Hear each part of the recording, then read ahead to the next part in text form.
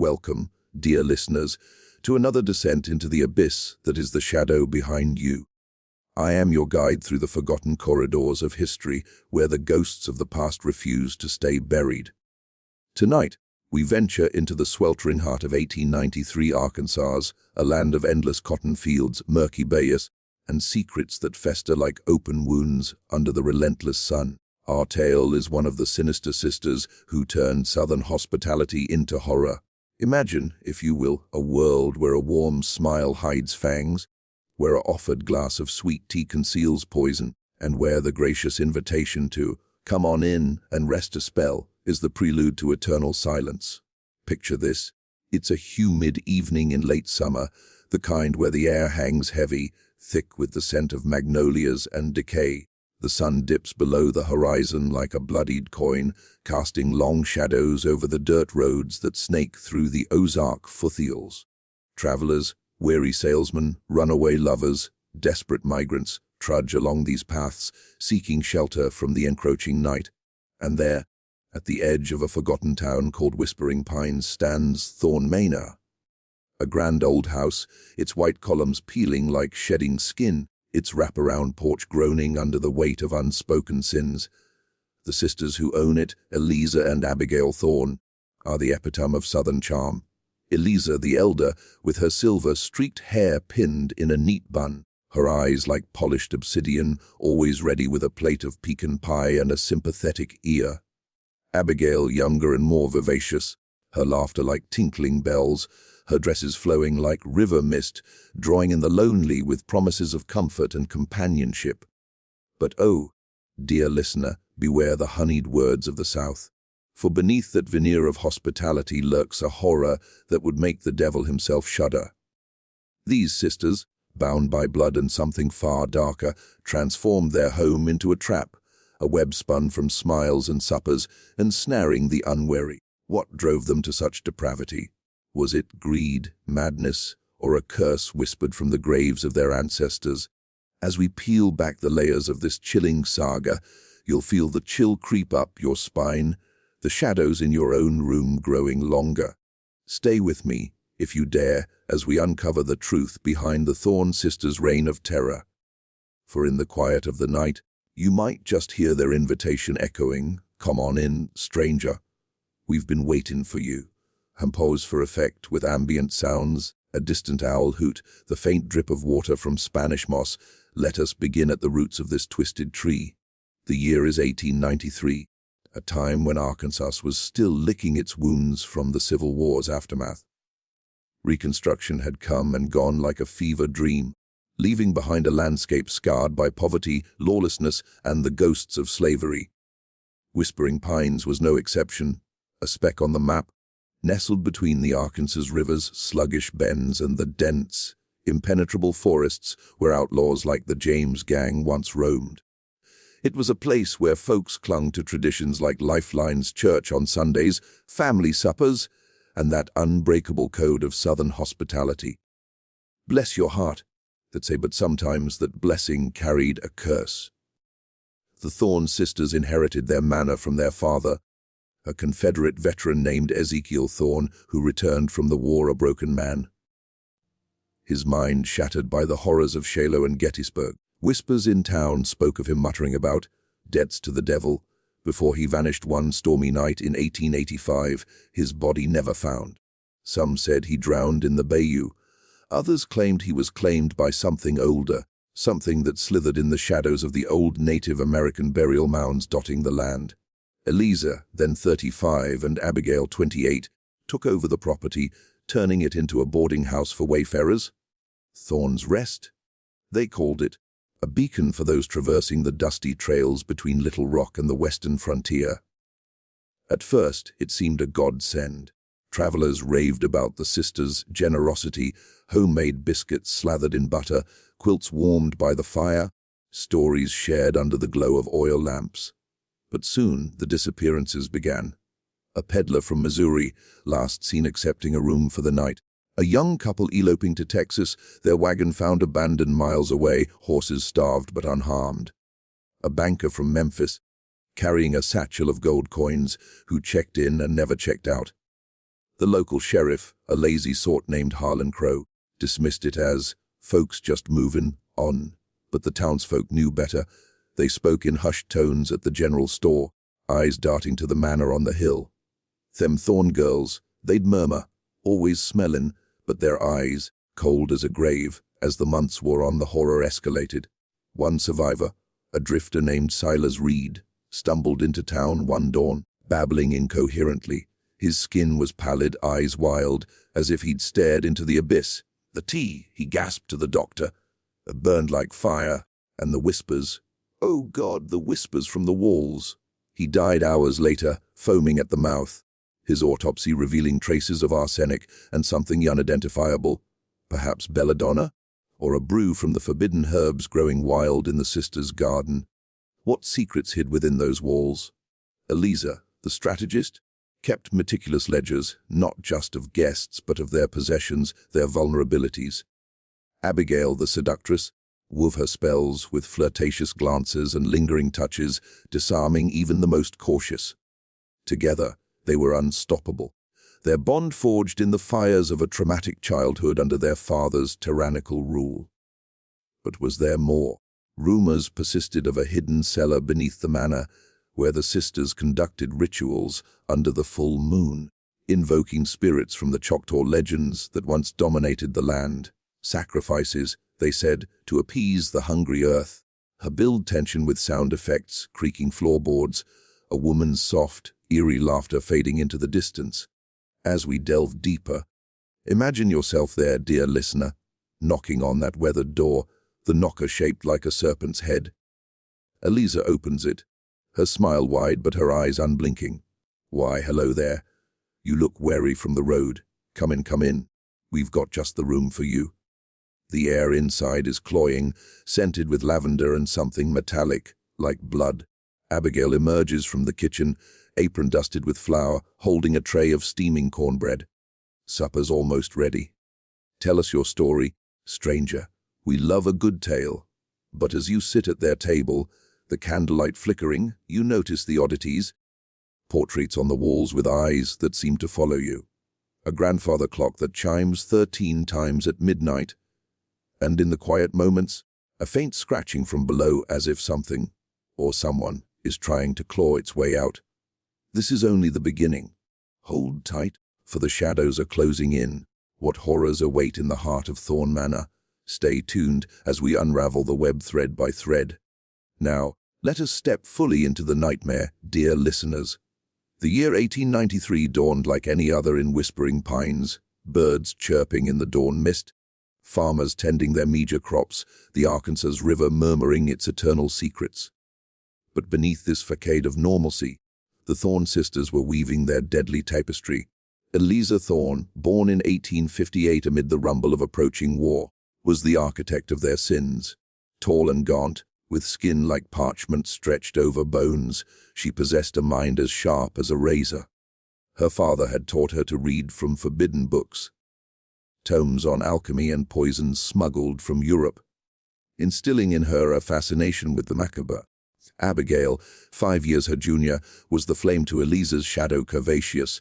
With auburn hair cascading like autumn leaves, her beauty was a weapon, honed in the isolation of their youth. Their manor, built in 1840 by a cotton baron who met a mysterious end, stood on land steeped in blood. Native tribes had once called it the Weeping Ground, where spirits of the wronged wandered. After the Trail of Tears forced the Choctaw westward, settlers claimed it, but misfortune followed: fires, floods, unexplained deaths. Ezekiel Thorn bought it cheap in 1866, post-war, thinking it a bargain. He raised his daughters there, isolated from town, filling their heads with tales of Confederate glory and vengeful ghosts. When he disappeared, the sisters inherited not just the house but his madness. The first victim we know of was an itinerant preacher named Reverend Josiah Blackwood, arriving in March 1893. Dust-covered from the road, he knocked on their door seeking alms and shelter. Eliza greeted him with feigned piety. "The Lord provides, Reverend. Come, share our hearth."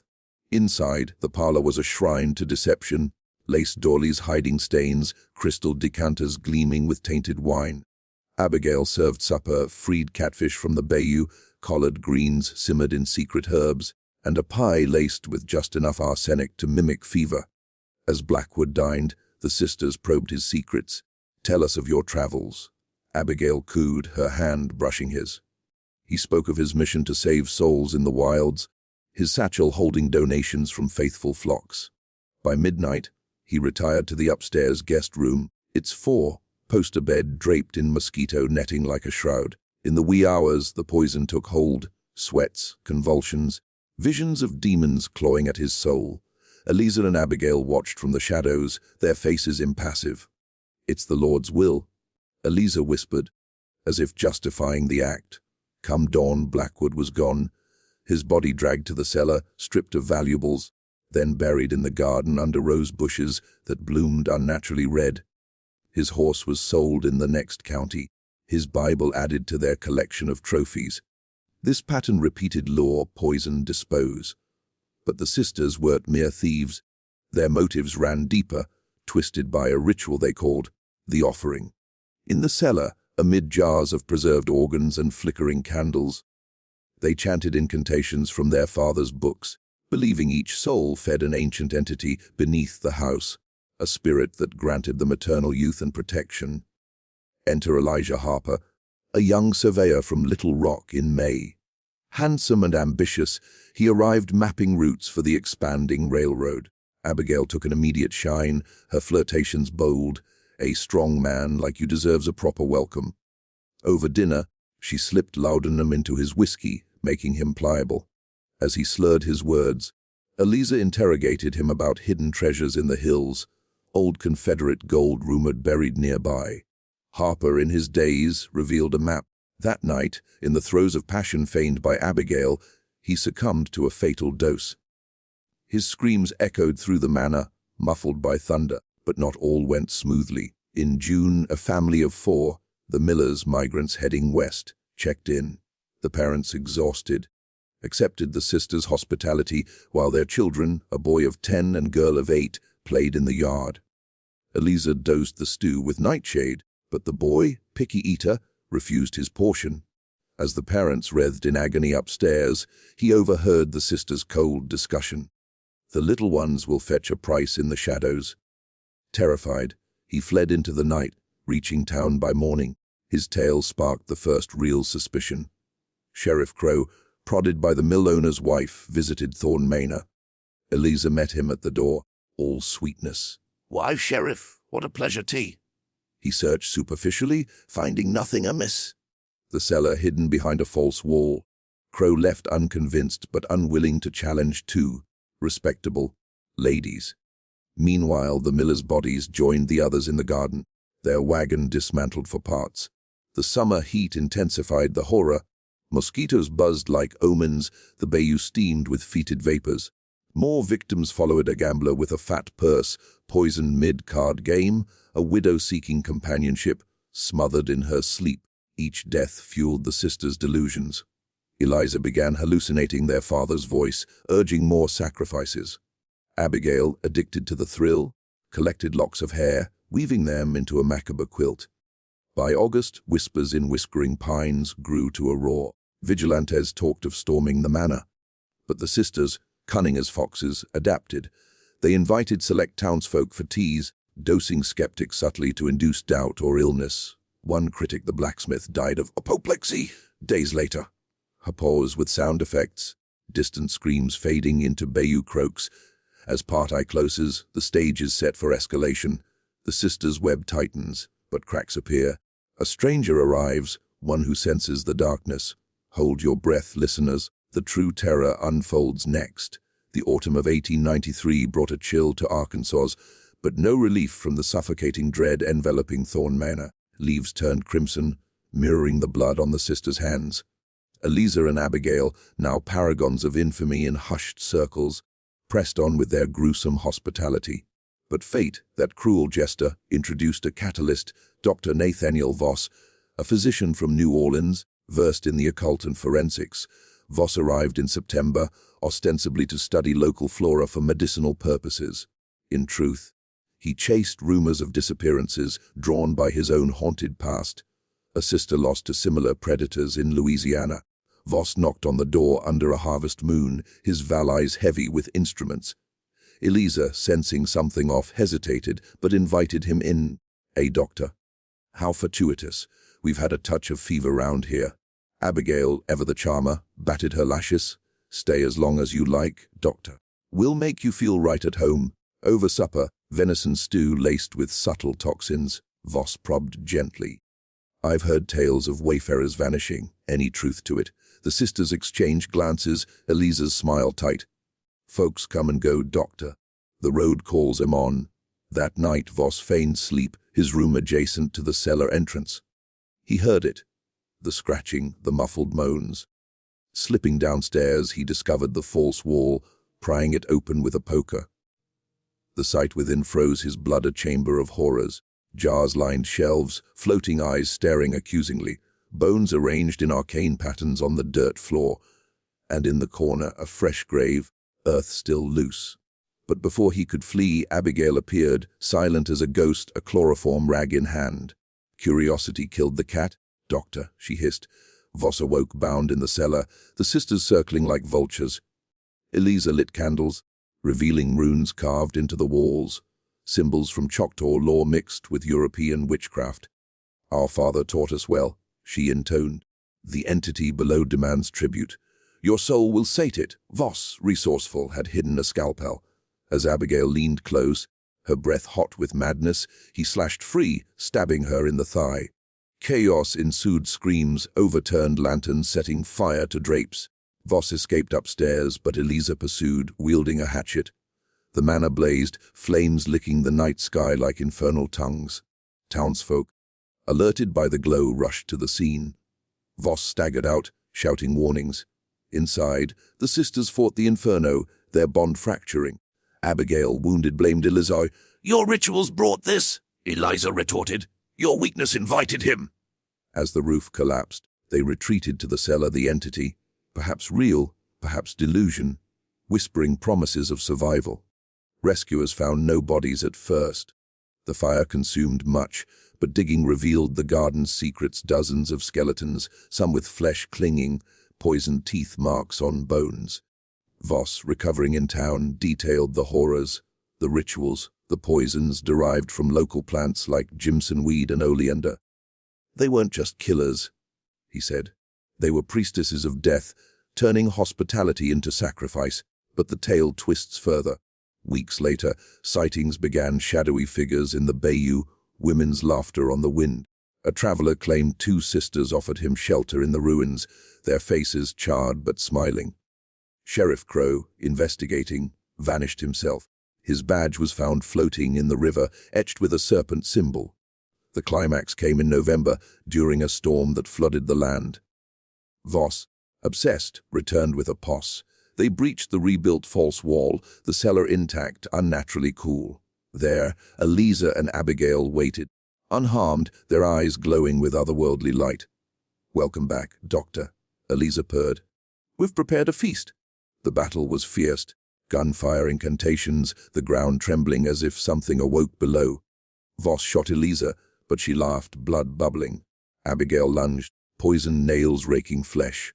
In the melee, the entity manifested, a swirling shadow devouring the posse one by one. Voss, last standing, ignited dynamite from his valise, collapsing the cellar. The explosion shook whispering pines, the manor sinking into a sinkhole that formed overnight. Dawn revealed ruin, no bodies, just a yawning pit filled with brackish water. Voss, scarred and broken, left Arkansas, his journals the only record. But legends persist. The sisters' spirits roam, offering hospitality to the lost, luring them to watery graves. To truly grasp the chill of the Thorn sisters' tale, we must unearth the soil from which it grew. The rich, blood-soaked earth of 1893 Arkansas. This was an era of transformation and turmoil, where the Old South's ghosts clashed with the New World's ambitions. Post-Civil War reconstructions, 1865-1877, had promised renewal but delivered chaos. Freed slaves navigated tenuous freedoms, sharecropping trapped families in debt, and vigilante groups like the Ku Klux Klan enforced terror under moonlight. Arkansas, admitted as a state in 1836, bore these scars deeply. Its economy hinged on cotton, timber and emerging railroads, but poverty gnawed at the edges, breeding desperation. Whispering Pines, though fictionalized here, mirrors towns like Pine Bluff or Helena, river ports where transients flowed like the Mississippi's tributaries. Southern hospitality. That vaunted tradition stemmed from colonial roots. In a vast, hostile wilderness, welcoming strangers was survival. Scots-Irish settlers brought Celtic hospitality codes, blending with African and native influences. But in the post-war South, it masked divisions, polite facades hiding racial violence, class resentments, and gender constraints. Women like the Thorne sisters, unmarried and independent, were anomalies viewed with suspicion. Female property owners were rare, inheritance often went to men. Yet, in folklore, such women became archetypes: the witch, the poisoner, echoing real figures like Lavinia Fisher, South Carolina's infamous innkeeper hanged in 1820 for murders. The year 1893 was pivotal. The Panic of 1893 triggered economic depression, banks failing, unemployment soaring. In Arkansas, floods devastated crops, driving migration. Travelers, salesmen, laborers, fugitives swarmed roads, easy prey for opportunists. Serial killers thrived in this flux. Think of the Bloody Benders in Kansas 1870s, a family luring in guests to slaughter for loot. Similarly, Arkansas had its outlaws. Belle Starr, the bandit queen, operated nearby, her charm a deadly lure. The Thorne sisters echo this. Hospitality weaponized. Culturally, Southern Gothic literature flourished, capturing the grotesque beneath the genteel. Writers like Edgar Allan Poe's with Southern ties, and later William Faulkner, depicted decaying mansions, madness, and buried secrets. Thorne Manor evokes this peeling grandeur, symbolizing lost Confederate dreams. The Bayous and Ozarks added mysticism. Choctaw and Cherokee legends of spirits like the skunk ape or water panthers, guardians of the underworld. Post-Trail of Tears, 1830s, displaced natives left lore of cursed lands where the earth hungered for blood. European immigrants brought witchcraft tales. Arsenic, inheritance powder, was common in Victorian murders. Poison was the woman's weapon, subtle, domestic. In 1893, forensics lagged, autopsies rare in rural areas. Plants like belladonna's deadly nightshade grew wild in Arkansas, used in folk medicine but deadly in doses. Rituals in the tale blend voodoo from Louisiana migrants, hoodoo from African Americans, and Appalachian granny magic, herbal spells for protection or harm. Socially, the era grappled with women's roles. The suffrage movement stirred, but in the South, ladies were pedestaled yet powerless. Unwed sisters like Eliza and Abigail faced gossip, perhaps driving isolation-fueled madness. Psychological studies later linked such crimes to trauma. Wars echo in their fathers' PTSD, a real affliction unrecognized then. Legends amplified the eerie Arkansas's folk monster, Bigfoot-like, or the White River Monster, blending fact and fear. Vanishing families record real mysteries like the 1880s Arkansas ghost towns, abandoned amid economic ruin. Cultural trauma, slavery's legacy, native displacement, fostered a sense of haunting. Blacksmith's tales, church revivals, all wove folklore where hospitality turned horrific, warning against trusting strangers. Blending fact and folklore creates authenticity. Real 1893 events, like the Chicago World's Fair contrasting rural despair, highlight isolation. The Thorne story, while embellished, roots in this milieu, a cautionary tale where Southern charm conceals savagery. Beyond the surface chills, the Thorne sisters' saga probes the abyss of human psyche and society. Symbolically, their hospitality turned horror embodies betrayal's sting, the violation of trust, a universal fear. In Jungian terms, they represent the shadow archetype, the repressed evil lurking in polite facades. Southern hospitality, idealized as warmth, masks this shadow. The sisters invert it, turning nurture into predation. Their poisons symbolize corrupted sustenance. Food, a life-giver, becomes death-dealer, echoing fairy tales like Hansel and Gretel or Snow White's apple.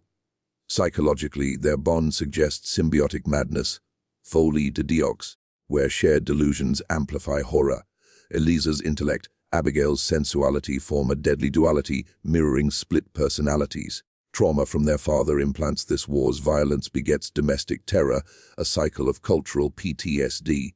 In Freudian view, Their rituals sublimate repressed desires, power in a patriarchal world where women wield control via subversion.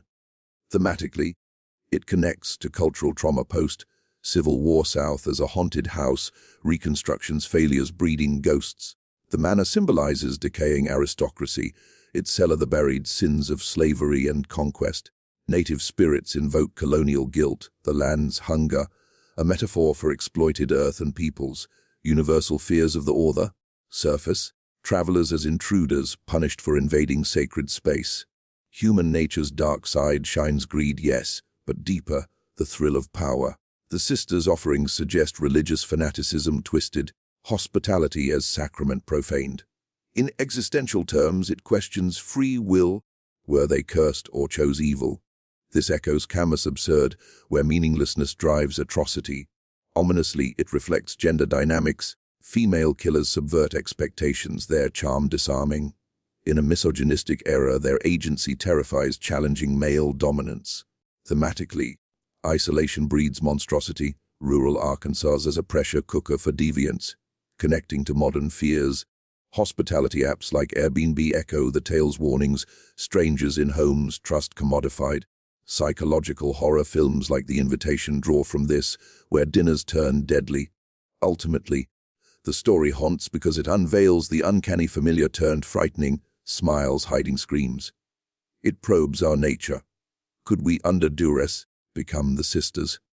This intellectual dread lingers, a shadow behind us all.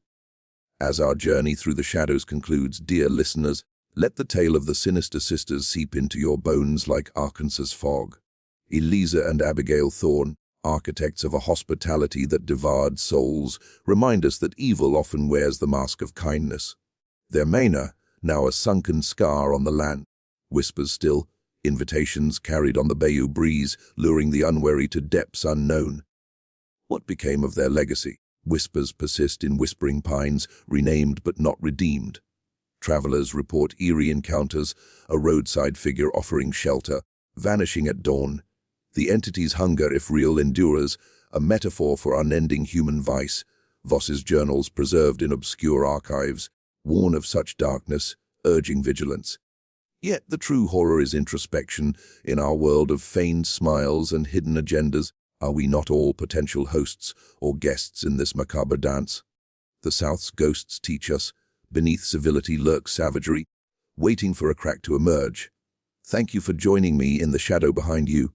Until next time, lock your doors, question every invitation, and remember the most welcoming smile may hide the sharpest teeth.